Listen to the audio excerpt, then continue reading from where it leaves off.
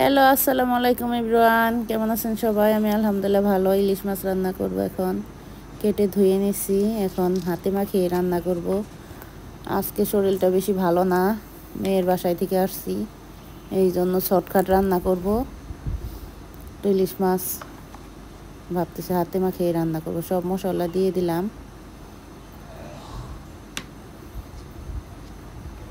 এখন একটু মাখিয়ে নিব হাতে।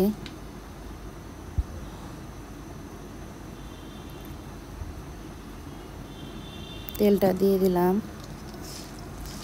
হাতে ভালোভাবে এখন মাখিয়ে নিব। ভালো করে মাখিয়ে নিলে মাছটা খেতে মজা লাগে অনেক। মশলাটা কম দিয়ে দিলাম, কারণ কতদিন যাবৎ গ্যাসটিকে অনেক জোর দিছে, এই জন্য হালকা মশলাই দিলাম। মাখিয়ে নিলাম, এখন মাছটা দিয়ে দিব।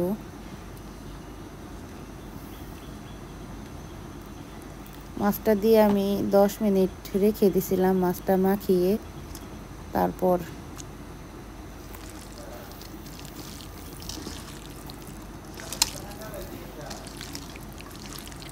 রান্না করতে বসিয়ে দিছি। মাছটা যত ভালোভাবে মাখিয়ে নেব, মশলাটা মিশিয়ে নেব, তত ভালো হবে। 10 মিনিট পর আমি পানি দিয়ে দিলাম, একটু পানি গরম করে রেখেছিলাম। এখন আমি চুলায় বসিয়ে দিব।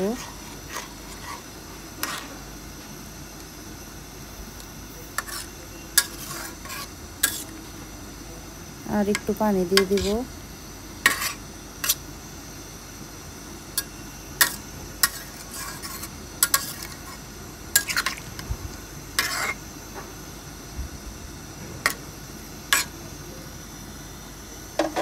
ঢেকে দিব।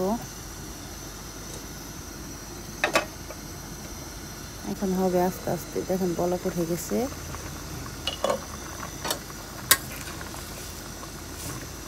একটু সময় নিয়ে রান্না করছি, হাতে মাখিয়ে রান্না করলে একটু সময় নিয়ে রান্না করতে হয়, তা না হলে মশলাটা একটা গন্ধ থেকে যায়। এটা আস্তে আস্তে হলে অনেক ভালো লাগে, আর মাছের ভিতরে সব মশলা যায়, খেতে মজা লাগে। অনেকক্ষণ ধরে কষিয়ে নিচ্ছি, কারণ কাঁচা মাছ রান্না করলে একটু কষিয়ে নিতে হয় বেশি করে।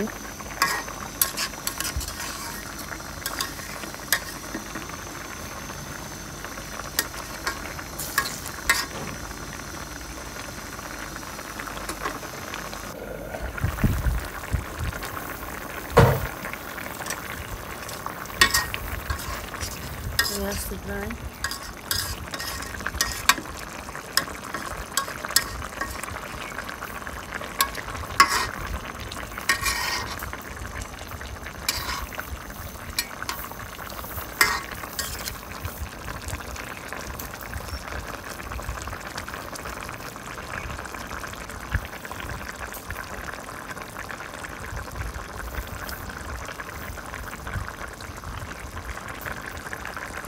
তরকারিটা প্রায় হয়ে গেছে,